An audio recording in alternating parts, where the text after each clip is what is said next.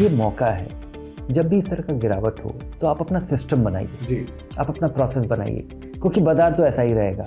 और इसकी तैयारी कीजिए, डर के मारे मत बेचिए, रोज रोज पोर्टफोलियो मत चेक कीजिए जी, और बिजनेस चैनल मत देखिए। डर के आगे जीत है, वो जो ऐड आता था जी, वो यहाँ पे आपके पोर्टफोलियो के बारे में बहुत ही अच्छी तरीके से लागू होता है।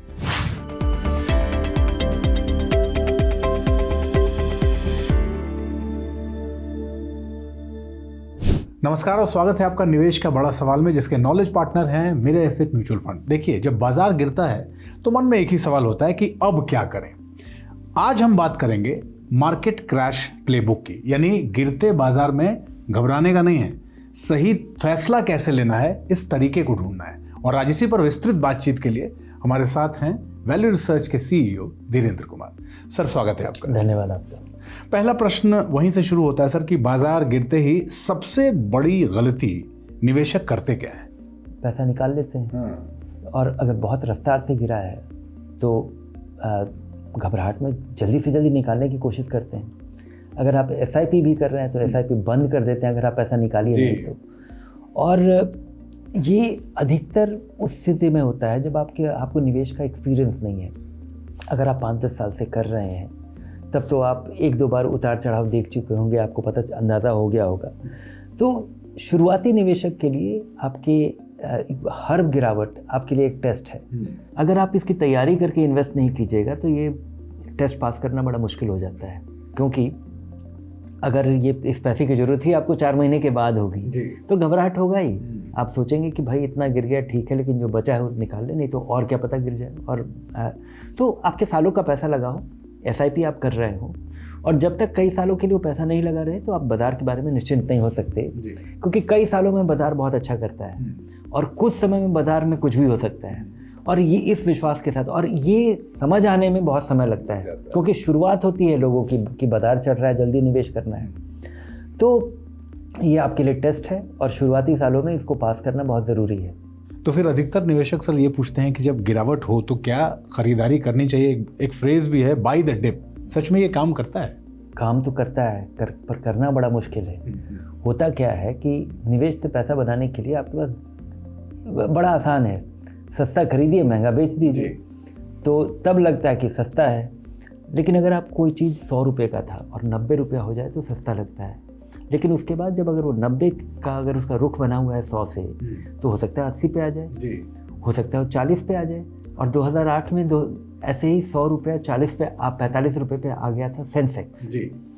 तो उसमें लोगों के लिए और भी घबराहट हो सकता है। तो इसलिए आपको ये मौका है, जब भी इस तरह का गिरावट हो तो आप अपना सिस्टम बनाइए, आप अपना प्रोसेस बनाइए, क्योंकि बाजार तो ऐसा ही रहेगा, कई सालों तक धीरे धीरे बढ़ेगा और अचानक गिरेगा।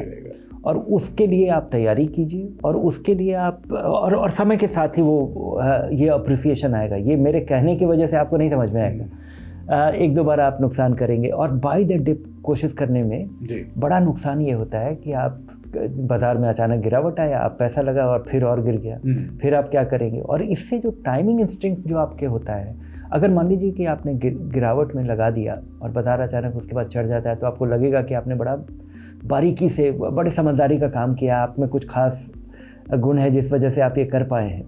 लेकिन ऐसा होता नहीं है। बाज़ार शॉर्ट रन में बड़ा अनप्रेडिक्टेबल है। मेथड बनाइए, मेथोडिकली इन्वेस्ट करने से आपका पैसा बनता है। एसेट एलोकेशन कीजिए, रेगुलर इन्वेस्टमेंट प्लान पे कायम रहिए। अचानक बाज़ार गिरने की वजह से मत निकालिए, क्योंकि उसका कोई अगर कोई मेथोडिकल सिस्टम हो कि आप नीचे आ गए और यहाँ से ऊपर बढ़ेगा, और इसके बारे में आप कोई आज तक मुझे कोई फंड मैनेजर नहीं मिला जो ये बहुत बारीकी से हर बार सफल तरीके से कर पाया हो।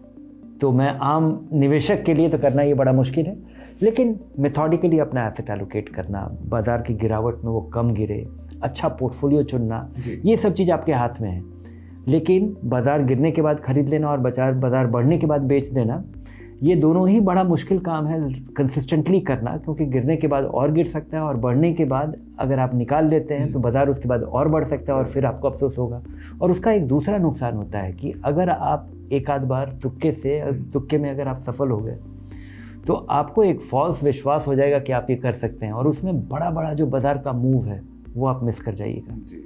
अच्छा सर, मार्केट क्रैश के समय पोर्टफोलियो में एक निवेशक के लिए सबसे ज़्यादा क्या ज़रूरी है देखना? सबसे पहले ज़रूरी है देखना, पोर्टफोलियो में देखने के बजाय आप अपने आप से पूछिए कि आपको ये पैसा कब चाहिए। 3 साल के बाद चाहिए, 5 साल के बाद चाहिए, 8 महीने के बाद चाहिए। क्योंकि बहुत सारे ऐसे निवेशक होंगे जो कि जिन्होंने सोचा ही नहीं होगा निवेश करते समय। आपने निवेश कर दिया और ये पैसे की ज़रूरत आपको 8 महीने के बाद है। तो और बाज़ार अगर बढ़ा हुआ है, अभी भी आप कुछ मुनाफे पे बैठे हुए हैं, तो निकाल लीजिए ताकि आपकी जो ज़रूरत है वो रुक ना जाए।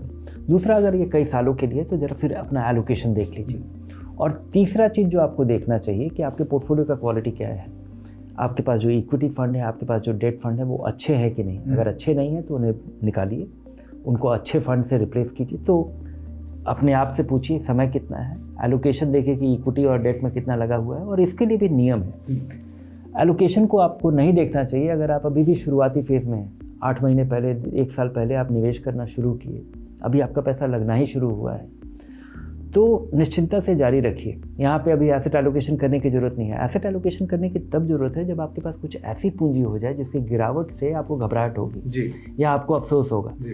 तब आप एसेट एलोकेशन निर्धारित कीजिए, चाहे वो 10% हो, 20% हो, 25% हो। तो ये करना चाहिए। और तीसरा चीज़ कि आपके पास जो फंड है वो अच्छे हों। और सबसे आखिर में सर एक बहुत इंपॉर्टेंट सवाल, क्रैश के समय एक निवेशक को क्या बिल्कुल नहीं करना चाहिए? दो तीन चीज़ आपको नहीं करना चाहिए। उसके पहले अपने आप को याद दिलाना चाहिए कि आपको ये पैसा कब चाहिए, आपके घबराने का कारण क्या है। अगर आपको पैसा आप अपने रिटायरमेंट के लिए कर रहे हैं और बाजार गिर गया है तो आपको घबराने की ज़रूरत है, तो अपना कॉन्टेक्स्ट समझिए। लेकिन अगर आप 8 महीने के बाद, 1 साल के बाद बच्चे की पढ़ाई के लिए ट्यूशन फी जाना है, तो उतना पैसा तो आपका रिस्क पे नहीं होना चाहिए। तो अपनी तैयारी कर लीजिए और उसके बाद डर के मारे फिर बेचने की ज़रूरत ही नहीं होगी। और इसकी तैयारी कीजिए, डर के मारे मत बेचिए, रोज़ पोर्टफोलियो मत चेक कीजिए और बिजनेस चैनल मत देखिए क्योंकि वो आप देखिएगा तो वहाँ पे वो कारोबार है कि रोज़ बताना कि कुछ खास हो रहा है, रोज़ बताना कि कुछ आज एक्साइटमेंट है, रोज़ बताना कि अगर वो चिंता का कारण क्या है, बड़ा हेडलाइन आएगा, बताया जाएगा कि आज क्या हो रहा है। तो उससे लोगों को लगता है कि दुनिया ख़त्म होने वाला है, बाजार बैठने वाला है और किसी को कुछ नहीं पता है। अगर आप 10 साल के बाद रिटायर करने वाले हैं तो आप वो जान के भी, अगर आपको कोई भविष्यवाणी कर भी दे कि ऐसा होने वाला है, तो आप उसका फ़ायदा नहीं उठा पाइएगा। रिटायरमेंट के लिए आपको तब भी इक्विटी में ही लगाना पड़ेगा, अच्छे इक्विटी में लगाना पड़ेगा और उस समय तक बने रहना पड़ेगा। बहुत बहुत धन्यवाद सर इस बातचीत के लिए। धन्यवाद आपका। और इसका सार यही है कि 2-3 चीज़ अपने बारे में जो आपसे बेहतर कोई नहीं जानता है, उसके बारे में सोचिए कि पैसे की ज़रूरत, मतलब तैयारी है कि नहीं, अच्छा फंड है। और ये बहुत ही साधारण चीज़ है। और डर के आगे जीत है, वो जो ऐड आता था वो यहाँ पे आपके पोर्टफोलियो के बारे में बहुत ही अच्छे तरीके से लागू होता है। बहुत बहुत धन्यवाद सर। और सबसे आखिर में आपसे यही कहना चाहूँगा, इस एपिसोड को जितना ज़्यादा हो सके अपने लोगों के बीच शेयर कीजिए।